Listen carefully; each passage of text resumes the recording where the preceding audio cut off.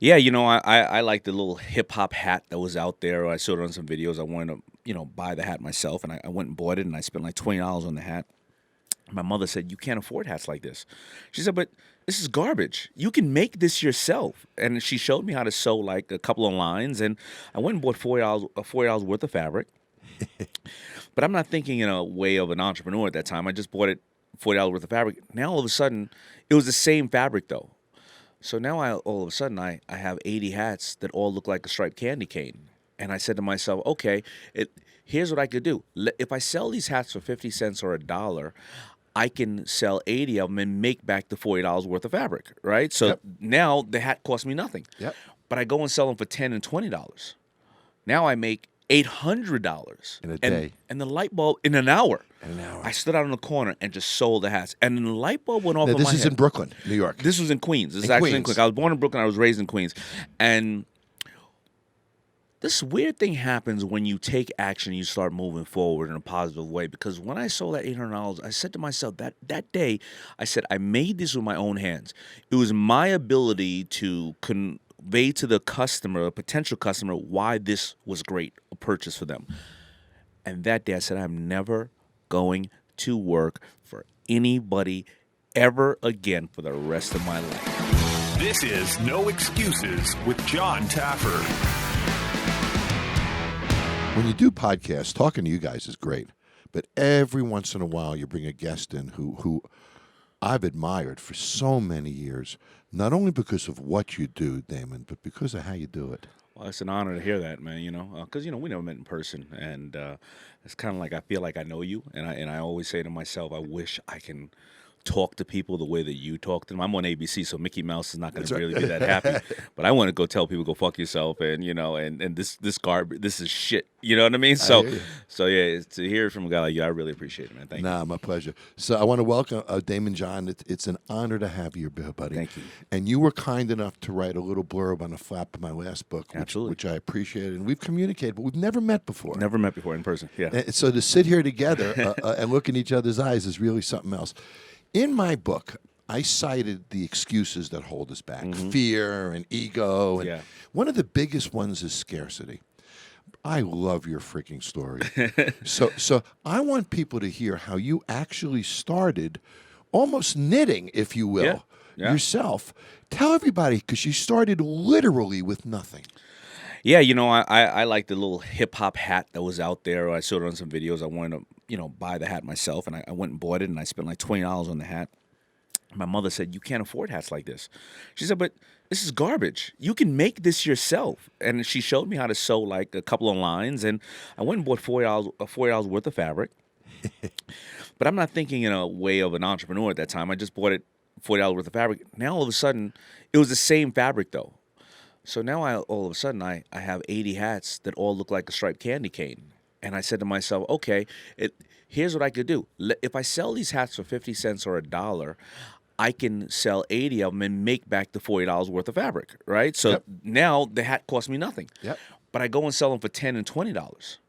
Now I make $800 In a day. and the light bulb in an hour. In an hour. I stood out in the corner and just sold the hats, and then the light bulb went off. Now, in this my is head. in Brooklyn, New York. This was in Queens. This is In actually in Queens. Queens. I was born in Brooklyn. I was raised in Queens, and this weird thing happens when you take action. You start moving forward in a positive way. Because when I sold that $800, I said to myself that day, I said I made this with my own hands. It was my ability to convey to the customer, a potential customer, why this was great, a purchase for them.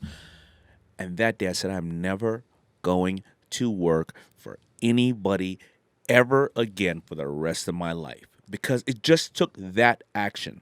But when you were in high school, you got Yeah. into a really special program, Co-op. co-op, and Yeah, that yeah, really yeah. changed your life. It did. It was a program where I'm dyslexic, and my workaround of not wanting to go to school was, in high school they offered you 1 week of schooling, and you can go and get a job, and you get the same credit. So I got the ability to work, Yeah. and I worked at a company called First Boston as a foot messenger in Manhattan, and I would see the most brilliant venture capitalist people be miserable because they can't buy another Mercedes, and some of the foot messengers who didn't have anything were the happiest people in the world because they could be home with their family, right?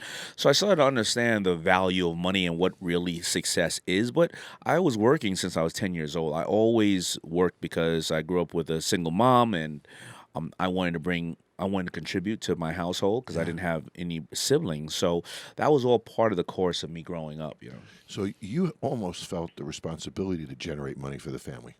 Yeah, it was just It me and wasn't mom. a choice for you. That's right. It wasn't a choice for me, and you know, I figured that's just what you had to do. You know, you have to work. Nobody's going to take care of you, and I didn't want to see my mother work so hard just to take care of me. Yeah. Now, when I picture a young kid, pretty hip kid, I'm guessing, Yeah, I'm pretty hip. Yeah, sitting in his living room sewing, yeah. right? I Yeah. mean, that's not exactly the hippest hip hop image of all. But let me tell you something. When I was sewing hats back then in '89, the perception in hip hop was that I was gay.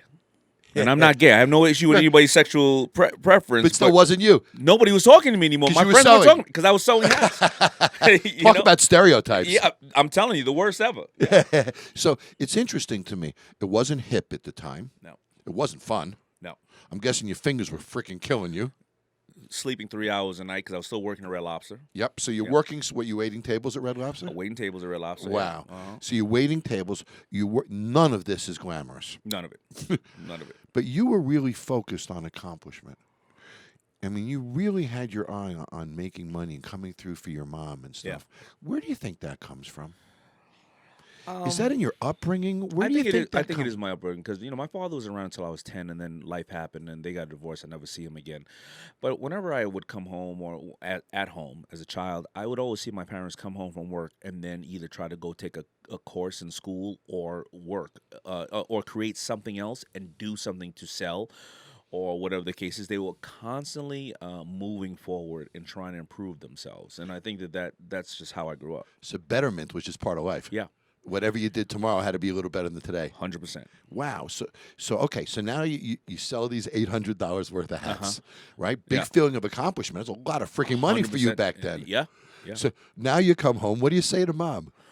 I said, I know what I want to do now. I want to make the uniform for this community. And then she says to me, I remember it like yesterday, take inventory. And I said, I sold out. I don't have any inventory. And she said, your assets are what feeds you and your liabilities are what eats you. And the inventory you need to take is of yourself, the way you think, the people around you, the education. You maybe you think you know it all, so there's nothing else for you to learn. And I had to write down. I had to start writing down.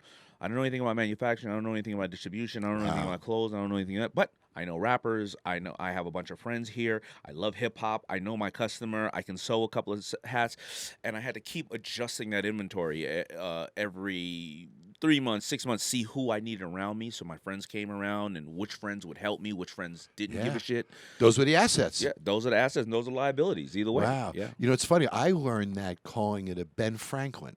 And we would take a yellow pad, we'd write a line down the middle, I'd put a plus on the left side, a minus on the right. Yeah. And I used the same thing, but I used to call it a Ben Franklin. Yeah, there and you I'd go. write every asset I had on the left side, every liability Every I had liability, to yeah. write, including friends and resources. And I still do it till today. Like, but I do it today of what I feel are A priorities, B priorities, and things I don't want to do, and why am I doing it? Yeah. Yeah. So you and I share something which is interesting. We juggle a lot of balls, right? You're involved in. I want to talk about some of the businesses in a minute, but how do you manage your priorities and your time every day when you have a lot of companies that you've invested in? You've invested almost what $9 million of your own money in Shark Now Tank. about 12 now, yeah. About 12 of your own money. How many companies is that? It's about 80. About 80 companies, yeah. Now, all of them want to talk to you. Yeah. All of them want to tap into your brain, don't Unfortunately, they? yes. Now you got a TV career. You got your other businesses that aren't Shark Tank my current related. businesses, Of yeah, course. sure. And new businesses that I want to do. Of course, Because I 'cause- have my own dreams and aspirations. Yeah. Sure. How do you manage it all? Super challenging, always looking for and have a great and amazing staff. But yeah, you have to allocate time a certain way. I mean, I look at let's say I have 80 companies in Shark Tank. I'll break them up in thirds. 1/3 is The Walking Dead. You know, I gave them the cash. It's not working out at the moment. It may come around, but you know what? There's nothing else for me to say to them because Not worth a lot of your time right now. Yeah, all right. Another third of them are great. and I may screw it up if I stick my nose in it because the operators are so great. Right, You know they're what? on a roll. Call me whenever you want. I'm here for you. I'll Yep. give you 10 pieces of advice. 5 of them are garbage probably, and 5 of them may work. It's up to you. So then I have to zone in on the ones that are on the fence. They're make it or break it. You just don't know what's going to happen, and those are the ones I zone in on. And those are the ones that need your time. And those are the ones that need my time. So that's why I basically break up most of my holdings. And I tend to find that it's 80-20, man. 80% of your time it creates 20%, but the 20% really creates the 80% of revenue, and that tends to be how it works out in everything. Isn't it funny when we hear those cliches when we're young? Yeah. We You go, think, well, what what are you bullshit talking is about? that? And then all of a sudden you like, that cliché's around for a reason. You know what I mean? That's right. And when I was saying it ourselves, it's funny. There's so many of those things Yeah. that my mother and father said to me at the time. Sure. And we thought it was insane. One of the big ones was, I've known him 40 years. Now, Yeah. that was insurmountable to me. Yeah, true. Now I say that stuff myself. Oh, I've known that guy 40 years. Yeah. So when you went into Shark Tank, you got involved in a whole bunch of things. But what was interesting to me is what you did with FUBU. So you started with hats, then you went into T-shirts. Yeah, I went in T-shirts, yeah. How did you capitalize it all? You're still a young kid. How old are you when you sold the hats first time? I was 20, yeah. You're 20. Okay, so you're a young kid. Yeah. Not exactly credit worthy yet, I imagine. No credit at all. Yep. No, nothing. Well, first of all, I had gotten a loan on my house that my mother and I had, and because I came out here to Vegas and I wrote $300,000 in orders, right? But that was after about 7 years of constantly placing stuff on videos and being in the right place at the right time, and I wrote. So it didn't happen overnight. No, not at all. Not at all. For 7 years, I closed the business 3 times from '89 to '92 because I ran out of capital, but I only ran out of a little bit of money, so I was able to rebound. I didn't go and blow my load on everything. I'd run out 1,000, 2,000, 4,000. Right? I would learn the lessons that I'd keep. I'd come back, and then. So when people say, "Oh, he's a lucky guy," overnight success. What a bunch of bull that is. Oh man, it was tough. It was tough. So you turned the lights out a couple of times on the way. Turned the lights out a couple of times, and then when I finally took on my other 3 partners, and then I had that house. So basically, before there was an Airbnb, what we did was we took all the furniture in the house. My mother moved out. We took all the furniture in the house. We sold what we could. Whatever we couldn't sell, we burned it in oil drums in the back. We made room. I got about a dozen industrial sewing machines, hired a bunch of seamstresses because I had already taken out a mortgage on the house. I got turned down by all these banks, but I had $300,000 in orders. Which is crazy. Yeah, I rented out all the rooms in the house, 4 rooms. I rented them all out for $50 a week to strangers. Wow. And I would sleep on sleeping bags. I would sleep in a sleeping bag next to the sewing machines, and I'd go to work at Red Lobster. So the people who rented rooms are walking by the sewing machines on the way to their bedroom. Yeah, I'm getting robbed in my bathroom. You know what I mean? So it's fine, right? But and I did that for 3 years. Wow. And I worked at Red Lobster. So I would work at Red Lobster from 12 to 12, come home, sew hats, and in the morning, at 6 in the morning, because I'd sleep from 3 to 6, 6 in the morning, I would go and start delivering the hats and shirts to the stores and then be back at work by 12. So there were moments where you almost lost the dream. Many.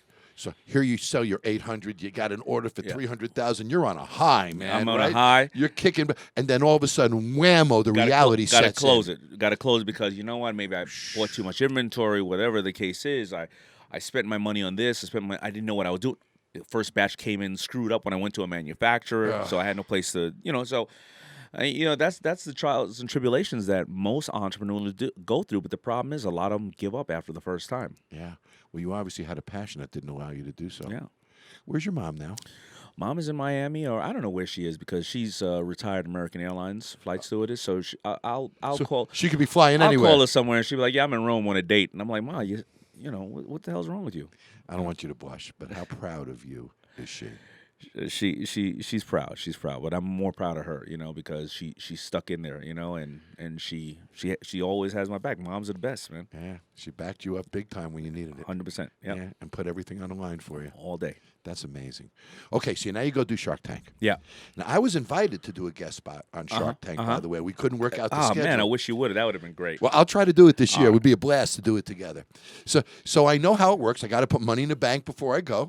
And so people that don't know this, Shark Tank Bank is real. I mean, when they invited me to do it, I got to put money in the bank before I show up on set. I got to be prepared to invest my money. It's real. And there's a little due diligence process after you say yes or no, because on the show, you commit to a deal. Yeah. But you haven't seen anything. Right. So we don't know anything about those people at all.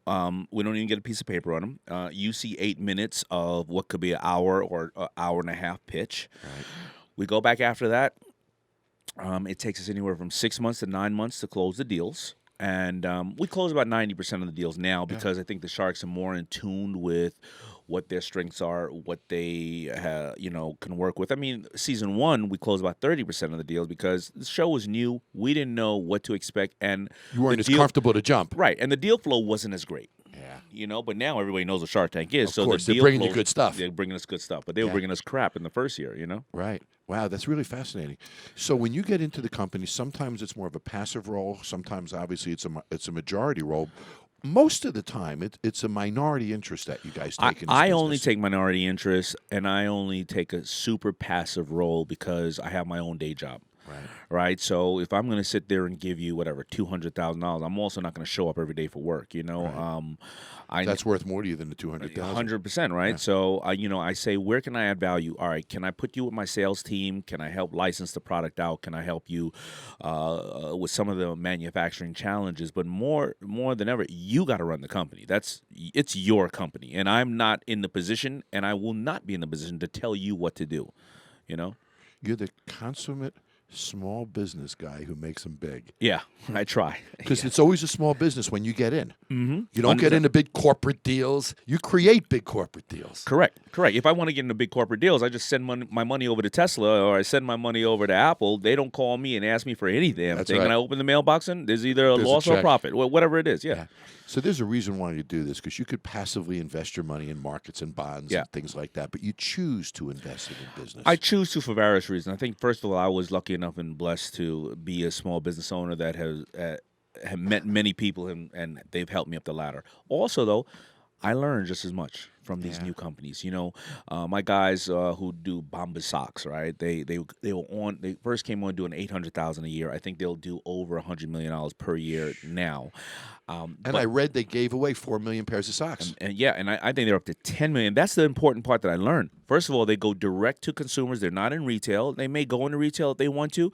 So it shows you're not at the mercy of a retailer, how they operate their business. Distributor, right? And more importantly, they give away a pair every time they sell a pair, and the customers go and talk about them because the customers say, you know what, I don't need to give it at the end of the year. Every time I buy, I want to know that I've given to somebody, right? And it made me change my business because of these guys. So I've learned, I've gotten way more than money out of the situation. It teaches people that charity can just be into our lives. Yeah. It can happen every day in our day-to-day lives. It doesn't have to be something we do at the end of the year or for New Year's resolution. Exactly, because social media has proven that.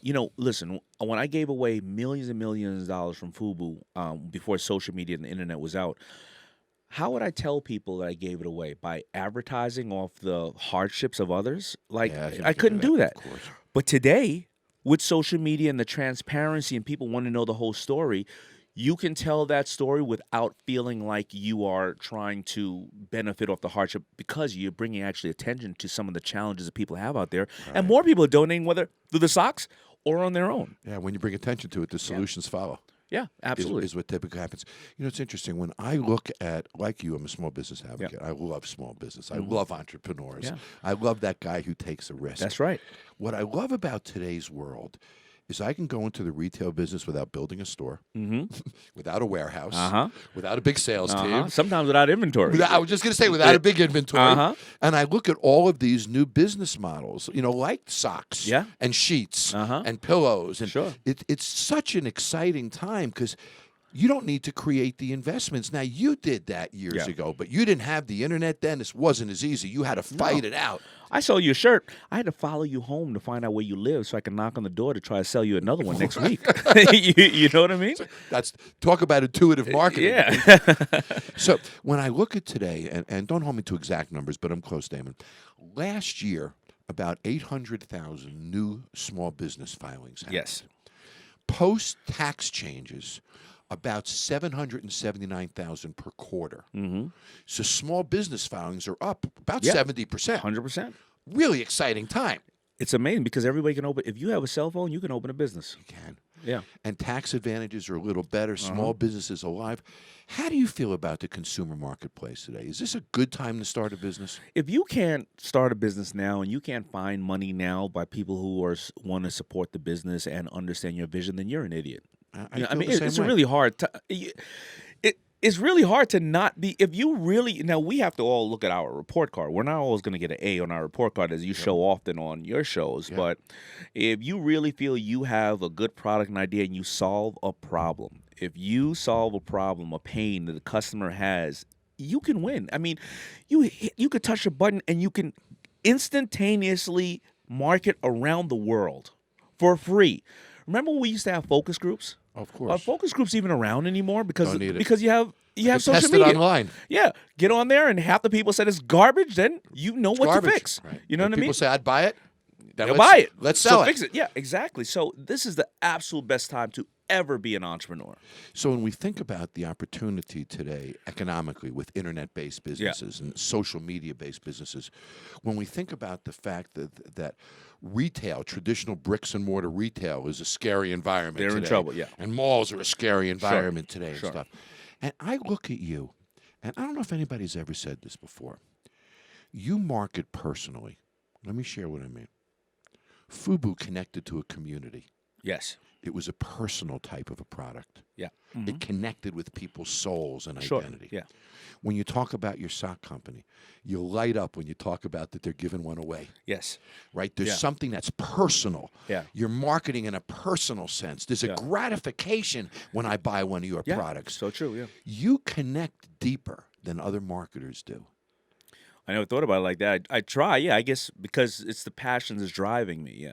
But you understand that a product connects, Yes. 100%. and you don't sell the product, you sell the connection.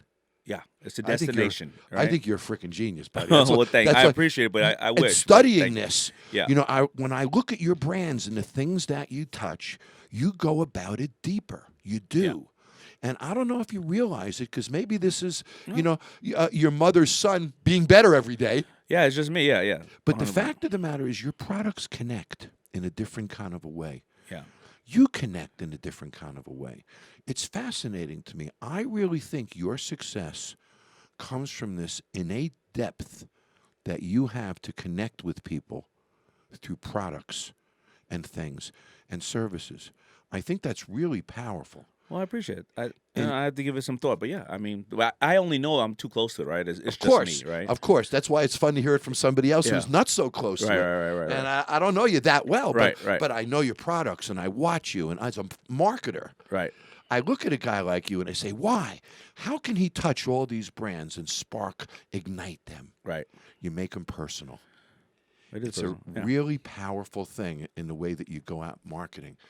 And now you're trying to do it for people with online educational programs. And tell me about what you do. Yeah, This is so, exciting. And I know you're an educator as well. So I have something called Daymond On Demand, and you can go on DaymondOnDemand.com. But it is 8 hours of a digital interactive course because, you know, I think we all have the same challenge, right? When we're growing up into becoming an entrepreneur, or even after we already have a successful business, there's so many moving parts, and you can't be the expert of all these areas: manufacturing, distribution, warehousing, finance, you know, marketing, social media conversion, and you don't know where to go for a lot of these things. So I put it together 8 hours. It's a digital course, and you know, listen, it's not something you just listen to. You have to take the course, and you know, you have to answer it, and you know, So it's interactive. it's interactive, right? So if you don't answer correctly, it kicks you back out, and you got to start all over again. But it ends up making these, giving you these aspects of business, whether trademark or patent. You start to understand it like a second language. You know, before Shark Tank was out, business guys like you and I understood the language, but today a little kid knows royalties and margins and distribution Yep. and all It's that kind of amazing. and all that, and what's your quota and when you're delivering and it's 30 days on the boat, And can you close the deals? Yeah, exactly, right. So 9-year-old. this is what Daymond on Demand is, because it's the 20 years of landmines that I stepped on that I don't want other people to step on, and they need this information all in one space. And that's what Daymond on Demand is: 8 hours of educational course. Watching you talk about it, this is a bit of a personal quest for you to help people, isn't it? 100%, absolutely. Yeah. Because, I hate to say it, the bad boys and girls, their only job is to find a way to get money from you, right? And I believe in the power of broke. Go out there, you act, you learn, you repeat. Put as little as you can out there and use your brain to make you think of innovative ways to become who you are, or get your brand out there, or get an association with other people that you value. Yeah. My grandfather used to say, if your checkbook isn't big, your idea book better be. Yeah. Same, Excellent. Same basic thing that you're 100% selling. excellent. And that's why I do stuff like Daymond on Demand, or the educational stuff, the books, or while we're doing the podcast today. You want to empower people. At the end of the day, we've been lucky enough to be blessed, and in some weird way, it will come back to us if we educate and empower more people. Do you feel that wealth is a responsibility? In what sense? I'm blessed, like you. Yeah. The responsibility to give back, the responsibility to educate, the responsibility to leave a footprint of good behind us. I personally believe that, yes. So do I. The fact that you and I are blessed with resources, whether they're intellectual, financial, or contacts, or whatever they might be. Sure. And you and I possess the unbelievable blessing to be able to change somebody's life. I believe so, and I hope other people do, but I believe so only because I'm fortunate enough to be a beneficiary of people who had access and or whatever. And I don't know. I don't meet too many business people or successful people who don't want to help others. Neither do I. If they know the person they're helping wants to help themselves and they're not looking for a handout, they're like, come to my office, do this, I'll help you with this. I don't know anybody who isn't like that. I think help is such a basic primal instinct. When we help somebody, we feel good. Yeah, it's one of the most basic instincts we have. 100%. But there's this theory, and I guess because we grew up watching Dallas and watching Wall Street, we grew up with this theory that it's wreckable, or you know what I mean. But business people aren't like that. To be very honest. I feel that sometimes we're villainized. We are. As the wealthy, we're villainized. As guys that own corporations and have investors, we're villainized. I think we're villainized. You know why? Because due to all the charities and all the work that we do and trying to help people, that doesn't look as strong as when we're putting somebody in their damn place because they're a piece of shit, or they don't want to do anything, or they want excuses, and we bark at them, and that's what you see. Right, the bite, right? When I go, so how much work have you put into this? Well, none, because I have a great idea. Fuck your great idea. I got a great idea too. Everybody in the world has an asshole and an idea, and they both stink, right? Until you put it into motion. So when people see that, that's all they hear and all they think about us. Yeah. How's Shark Tank provided you with a resource that changed your life? Because let's face it, you were wealthy and successful before it, but these 80 companies or so that you've gotten from Shark Tank has provided you with this exposure into so many Shark Tank business has types. Dramatically changed my life. But you're involved in almost every business category I can imagine through Shark Tank. I think it changed my life for various reasons. Number one, before that, I was still the FUBU guy, so people's perception was I was going to come into the boardroom breakdancing with gold teeth, you know what I mean, and rapping and shit. So I think that it showed that if I know the fundamentals of business, I'm just a businessman. Doesn't matter. So number one, it put me in different rooms. Number two, like I said, it educated me from seeing how these businesses have transformed and how they're doing business. Instagram wasn't even out when Shark Tank started. Yeah. Right. So all this change has happened while you're sitting in that. While I'm doing this. Unbelievable. Simultaneously, I get opportunities now for my brain and my image and I don't have to have inventory. Before, my sole business, besides obviously investments, were I got to make a shirt for 10, I got to bring it over here, I got to sell it for 20, and if Yep. I don't sell it for 20, I got to find a way to sell it for 11. You know what I mean? Quickly. I don't have inventory. Yep. You know what I mean? So it has changed me. And then again, by far, I think the most important thing is it's allowed people to, when you stand on that Shark Tank carpet, it doesn't care about your color, your gender, your race, anything else. Entrepreneurship is something that everybody can do. And when everybody sees my dyslexic, left back in school, raised by a single mother, brown little boy from Queens with no money, when they see that I've done it, they know that they can do it too. Right? Wow. Isn't that the ultimate message? That's it. Isn't America wonderful? America is great. Does it worry you today? I don't want to get political because we're not political. Does today's just general discourse bum you out? It's horrible, and I'm not going to get political either. Yeah, But the challenge, The environment I'm talking. it is just such a spin, because the reality is we all have way more in common than we have differences. We all don't want to be judged unfairly. We all want to take care of our families. We want to be able to worship, and we want to be at our freedom. We want to be able to have sex with whoever the hell we want. That's nobody else's business. In a way right? we want. That's right. That's it, right? And it's just today's spin is just ridiculous. I don't understand it because I listen. When my father left, my mother ended up having to be with a man of the Jewish faith. Okay, he's white. Taught me two things very important. Number one, he taught me that love doesn't come in a color or a gender. That's right. And number two, he taught me white people are just as screwed up as black people. right. Jewish, Christian, that doesn't matter either. You are. And he also taught me, Daymond, be pro-black but never anti anything else. Yeah. But that's what's great about the way you position your brand. Because you didn't make yourself at all exclusive a favor to the black community, No, even though you came up in the hip hop product world. People thought at first that FUBU was for blacks, but no, FUBU was for whoever loved hip hop. Right. Trust me, listen. One of the greatest rappers of all to me is a guy named Eminem. By the way, he's not black. That's but right. if he would have said, "I want to wear FUBU," he'd have been decked out in FUBU all day because he was cool as shit, and he is. And he cool was the as center shit. of the hip hop world. That's it. Yep.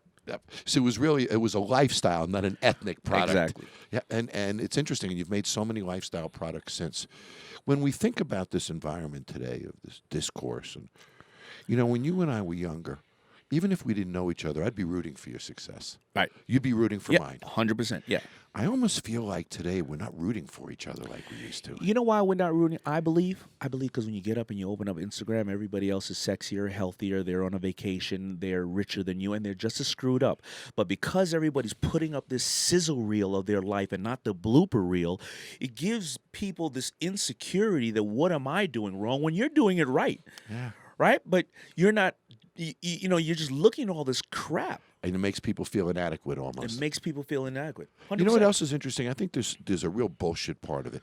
If you posted a picture of you in your worst outfit, looking the worst you've ever looked in your life, people would say, "Looking great, man. Yeah. Looking terrific, bro. Great pics." It would be complete bullshit. Yeah. So people get this instant gratification online. Yeah. That's really a crock of shit when you think about You're it. 100% right. So, oh, boy, what a great idea. Boy, you look terrific.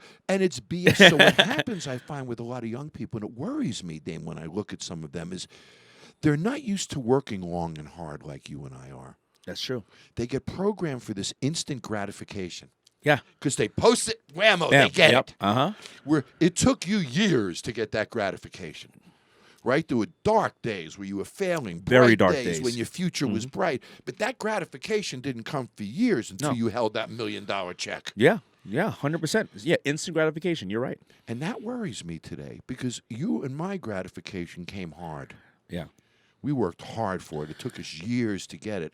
And the disappointments didn't slow us down. Yeah. They made us fight harder. Yeah, it separated us. I worry that the instant gratification that they get today makes them quit and bail. They don't stay with it as long. A lot of them, yes, because what happens, but the ones that stick it out realize over a course of time, I'm going to stick this out because I feel like I'm, and even till today, I don't care. You hear about all these people that raised $1 billion. I don't see any business today that still doesn't take 7 years to get real traction. First 3 years it's a struggle. The next set of the 3 years you're starting to get into your groove, but you really don't start getting traction until 6-7 years in. Right. And all those people who think they're going to get something in 1 year. Yeah, overnight brands don't happen. Yeah, and it happens on Shark Tank too, because what happens is you have the Oprah effect.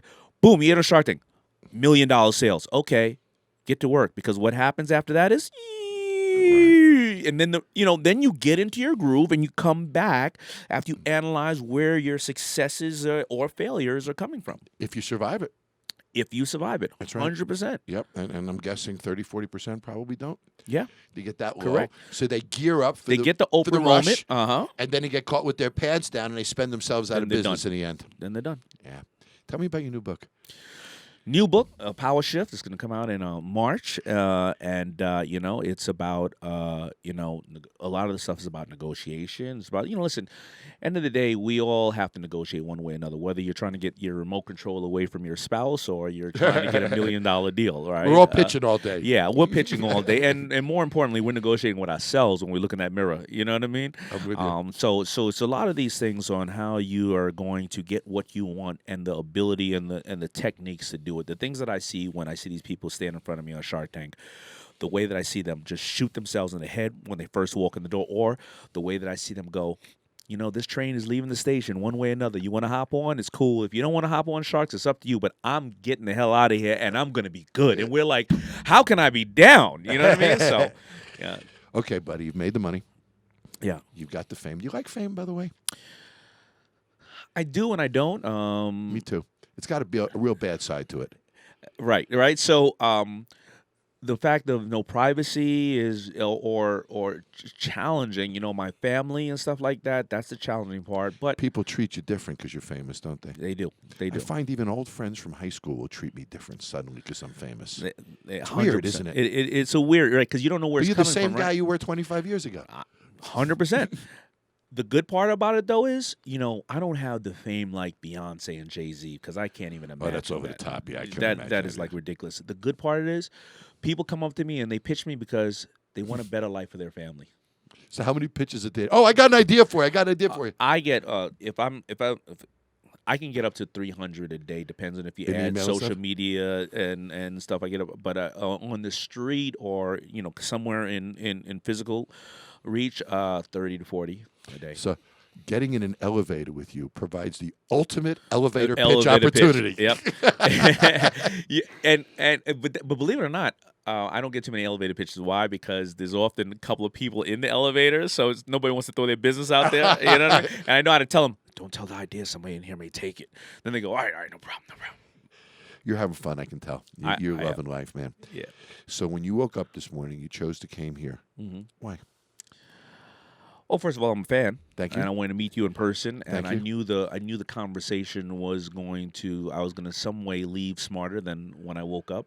Because whether it's if you don't have a big checkbook, you better have a Big idea book. idea book. And all right, now I know that, and that's You worth tell you my- going to steal my line? Absolutely. I'm going to give you credit for it, but that alone has made me smarter today. Just that statement, right? Boy, are you your mother's son, aren't you? I- Every day, get every better, day. get better, get It's funny better. thing. My mother used to say, "I won't date a guy who I can't learn from every day." Yeah, I feel the same way. Yeah, And without learning, life is just empty. It's hollow. yeah. So it's great. It was engaging to be here, and I'm just a fan too. So how can I be? How can I learn today? What do you do for fun? I fish. I do anything that has something to do with the water: sailing, fishing, diving. Me too, because I grew up on Long Island, and, Yeah, and obviously when you grew up in Queens, water's always nearby. Yeah, I was always fishing in Long Island. Yeah. All right, so anything I could do there. I also I'm decent with throwing knives and archery, all outdoor stuff. You're wearing a Yankee hat. You a Yankee fan? More New York fan, but yes, I'm Yankee somewhat. As a guy who loves Brooklyn, right? Have you ever seen the film The Ghosts of Flatbush? No. There's a documentary film, I'll send you a link to it, about the sociological impact of when the Brooklyn Dodgers left Brooklyn. Really? And it ripped the city apart. because people didn't homogeneously have anything to connect them with. Wow. Black, white, old, young, Mhm, right? right. And it's a fascinating film that I think as a Brooklyn guy, you'd really get a Yeah. kick if I want to send it to you. Yeah, absolutely. But you spend a lot of time in New York still? Yeah, I'm still in New York. You know, I live in the city, but my main home is upstate a little bit. Gotcha. And I love Westchester New York. County? Further up Gotcha. by Millbrook and stuff like Oh, that. gotcha. So, So, up sort of by the hills. yeah. Nice. Yeah, nice countryside, you know. What's next for you? Well, you know, we're in the middle of shooting season 11, Shark Tank. I mean, 11 years. How many episodes have you done? Over 200. 11 years of shooting the show.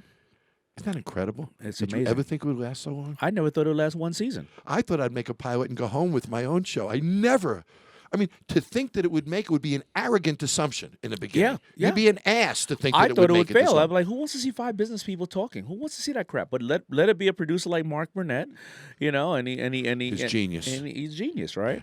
So that's that. Pushing. I'm always jealous, you guys. You know why? Why? You get to sit in that same room all the time. I'm traveling all Oh, over my the frickin' God. country Yeah. in the dirtiest bars. I'll tell you a secret. When I walk in these kitchens, Uh-huh. I sometimes have to sprinkle garlic on my tongue so I can breathe. That's Oh. how much they smell.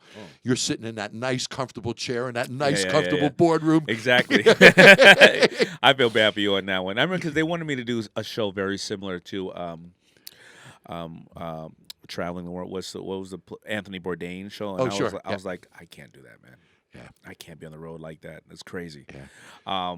So that's one thing. You know, I have a brand new baby girl. She's I'm trying to spend more time with Dad, and more How importantly, old? she's 3 now, Aw. and you know I have 2 older ones.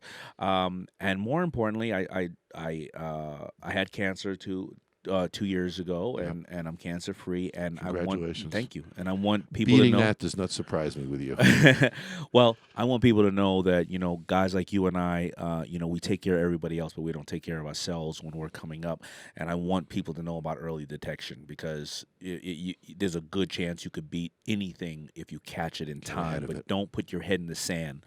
Get out there and get colonoscopy, endoscopy, pap smear, mammogram, whatever you need to do, because business doesn't mean shit if you don't have your health, right? That's right.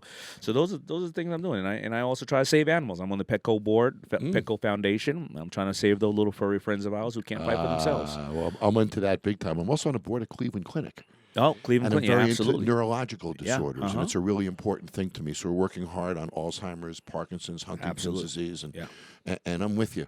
You know, our health is everything. And what people sometimes need to realize is health doesn't always need to be local. You go to the best doctor you can find. Yes. It doesn't need to be down the block. Correct. And sometimes when people keep medical care local, they short themselves. That's true. Go to the best Go doctors to the you best. can. Don't go to who's convenient. Exactly right. Yeah. You know, if I had a retail product, I'd go to the best in the world. I'd go to you, buddy. All right. Well, I This has appreciate been it. a real pleasure. Thank you, man. You know, I've watched you for years. We've communicated online. You know, we're fans of each other. Yeah. To sit together has been really a wonderful experience for me. And thanks, buddy. Thanks for doing things the way you do. Well, thank you. For being such a great example to us all, buddy, and for helping so many people. 80 companies. Yeah. Wow. Awesome, buddy. All right. Appreciate Daymond you, John, brother. a Thank pleasure. you, man. Enjoy your time in Thanks, Vegas. man. Absolutely. If you love my No Excuses podcast, hit subscribe at Apple Podcast, go to podcastone.com or the Podcast One app, and you'll get your new episodes every Tuesday morning.